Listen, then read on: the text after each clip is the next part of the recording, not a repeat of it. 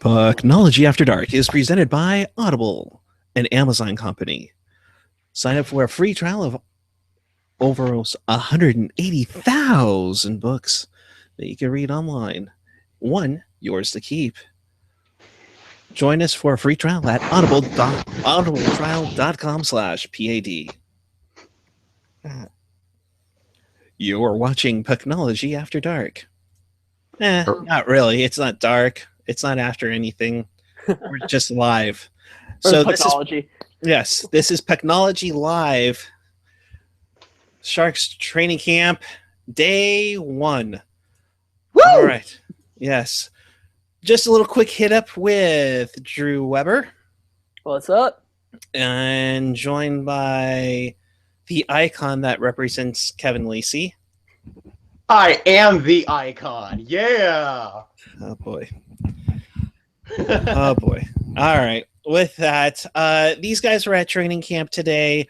And trust me, nobody else is going to cover it. So let's kind of talk about day 1. Drew, we'll start with your first thoughts of what you saw at the Sharks training camp as the season essentially now begins. Well, I think what is interesting is that a lot of things had to be changed in training camp because of the World Cup of Hockey. You know, basically the entire top 6 wasn't present. So you had lines like you had Wingels, Tierney, and Sorensen as a line. You had Goldobin, Hurdle, and Ward as a line. And then you also had Meyer, Marlowe, and then it switched off between Carlson and Nieto as a line. And McCarthy. And McCarthy, yeah. Interesting. Yeah. You either one of you guys could take this, and that's kind of what I wanted to start off with. You know, you have Couture, Thornton, Pavelski, and Donskoy. I'm sure either if they're not on their way back, they're coming back this weekend.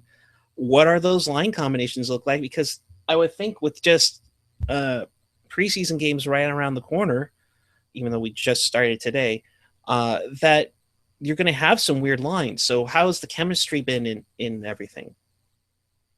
The chemistry, for the most part, was okay. What I thought was interesting was that Hurdle was playing center on his line. Now, granted, he didn't really have another center on that line. Ward's taken a couple face-offs, but he's really the only centerman there. But I wonder if that's almost foreshadowing a move to center for him. Is it? Probably not, but it could be. No, we've kind of heard inklings about that and such. Kevin, afternoon, sir. What did you take of the lines that were being presented out there on day 1 of training camp? Well, I don't know if these are even lines that we're going to see in the preseason, because as Drew just mentioned, there were a lot of weird combinations. And I do feel like in past training camps, we've seen Marlowe and McCarthy together year after year for some weird reason. And I don't know if they've ever taken a shift together in any kind of hockey game.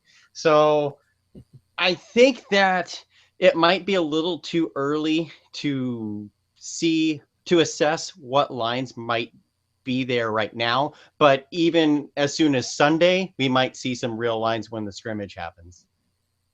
Gotcha. So don't be alarmed that that Wingels is playing with so and so, or maybe Hurdle is the center. Well, I do like that you brought up though that Hurdle might be center, because that seems to be something that they won't ever let die.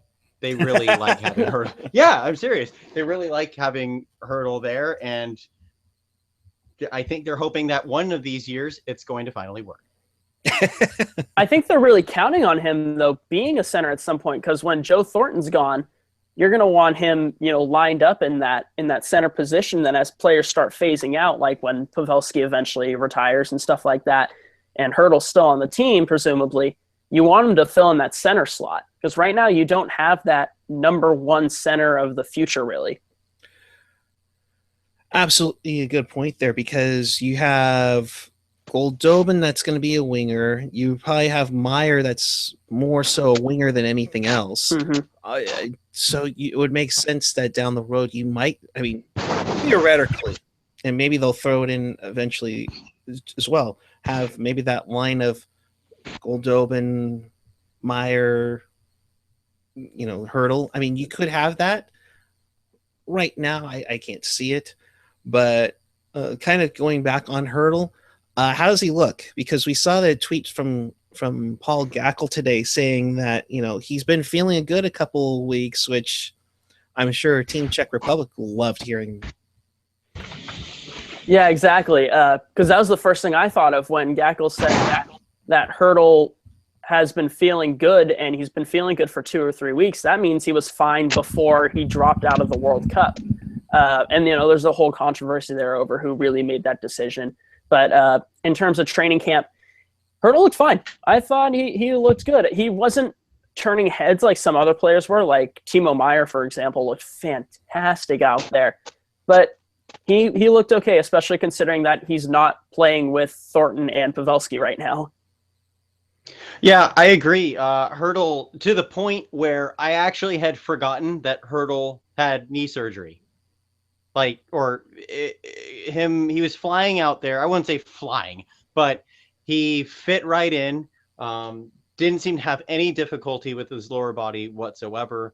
And I expect him to be completely fine for the preseason games and beyond.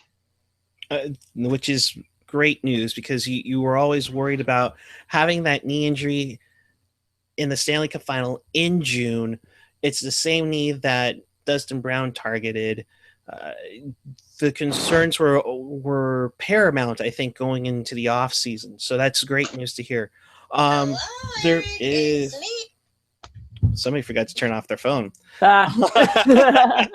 That's why it's live, folks. We'll do it live. We'll do it live.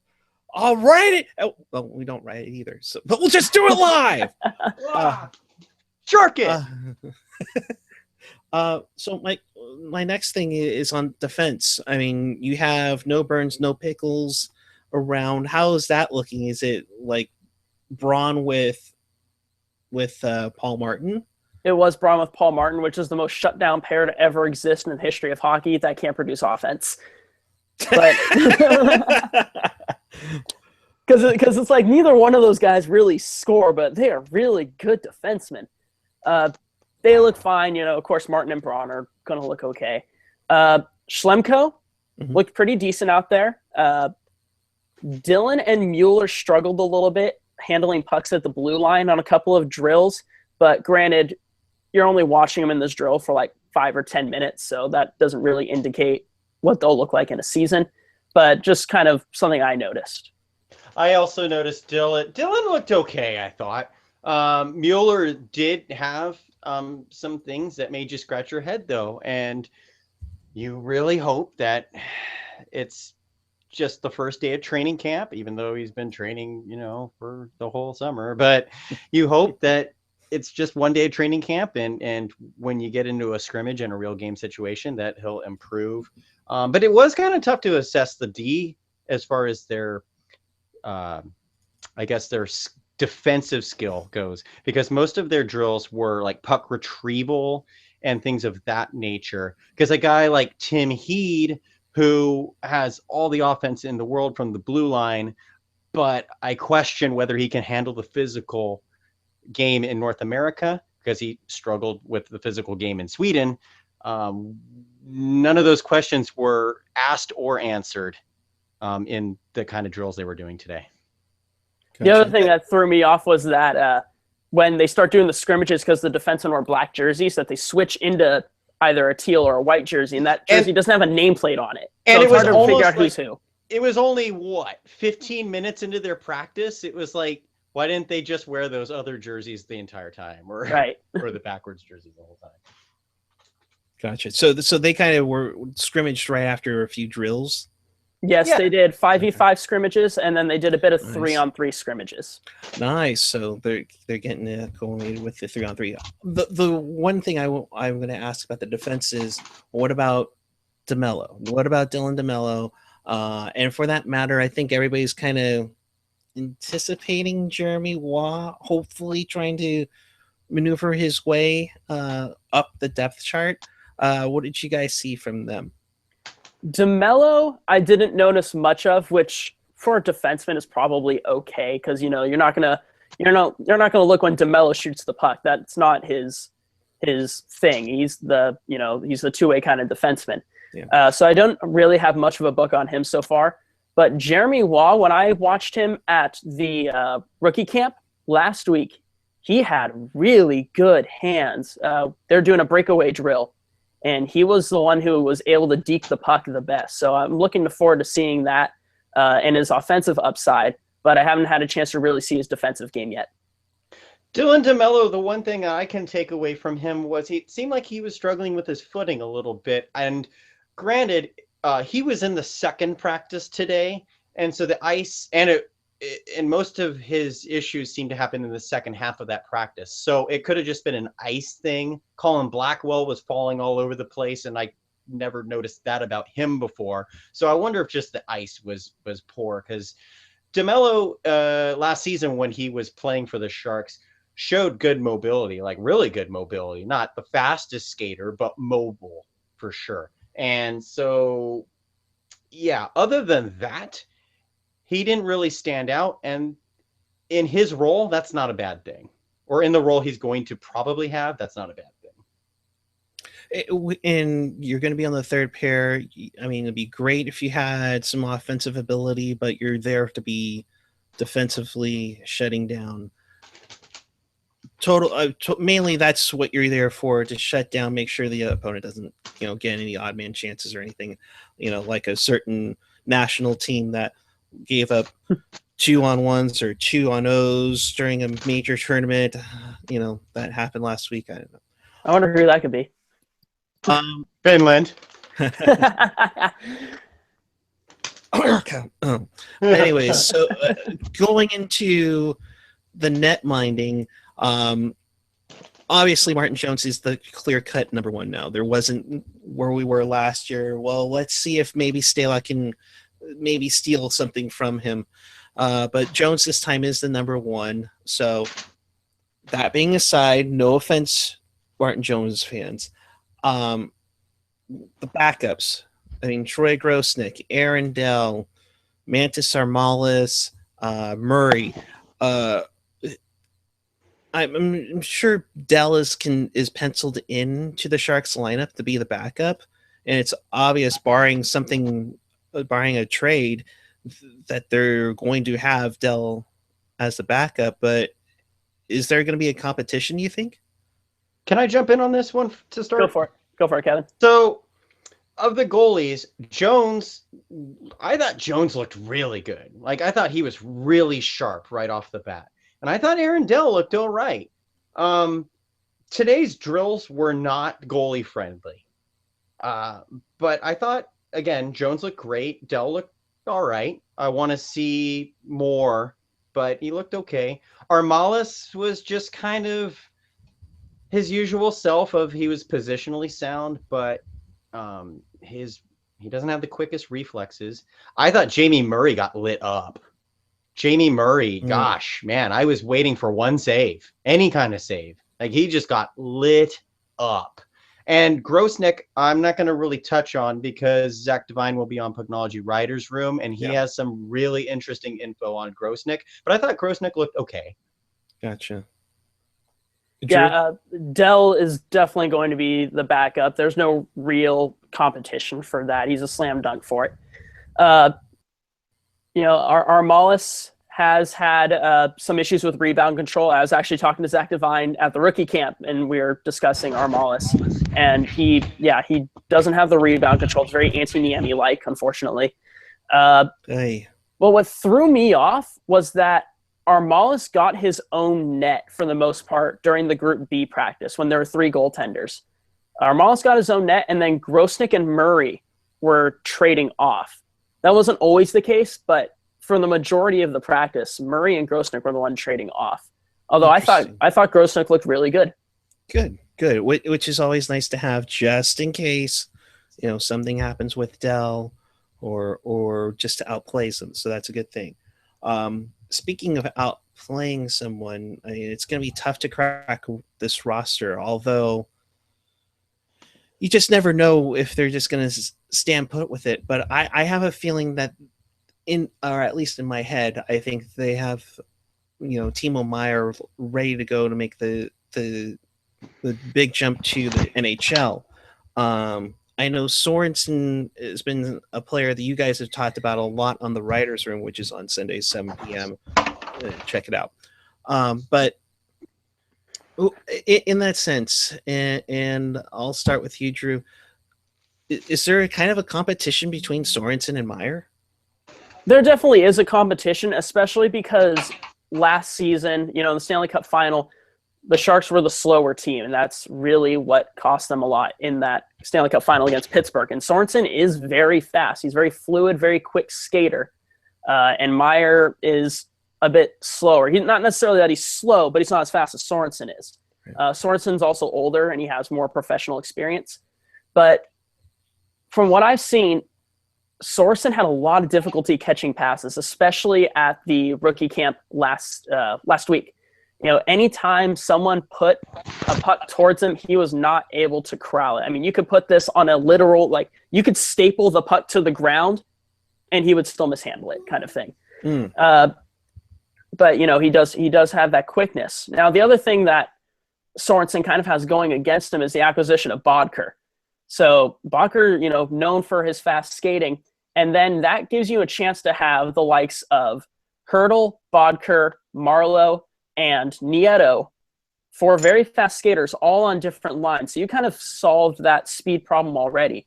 Now you go to Meyer. Now he's the more physical guy. I don't want to say Tommy Wingle's, skill level, but he's Tommy Wingle's kind of playing style, is that power forward. But he has a fantastic shot. He was dishing some really good passes over to Melker Karlsson on some of the drills, and he looked really good. I think he was the most watched person, not necessarily because he's Timo Meyer, but because of the stuff he was doing in practice was excellent. Nice. Timo Meyer, sorry, I got to cut this short because I actually have to head out. That's fine. Timo Meyer did look, he looked fantastic. He's really poised. It still might be Sorensen's job, though, because of his age and his pro experience overseas. They have the luxury of sending Meyer to the minors, even if it's just for a couple of weeks to start the season before they call him up and see what's going on. I still really like Sorensen, and I do want to just plug this real quick. I was interviewed for KCBS radio, which allegedly will be aired this afternoon, and I did totally sing the praises of Marcus Sorensen, so check it out. I'm Kevin Lacey. I'll be on the Writers' Room Sunday. Thanks, guys, for having me, and have a great afternoon. Great rest of the show. Later, Kevin. Thank you. Well, you were actually going to wrap it up right now, I think. But Drew, I'll go to you for your final thoughts as to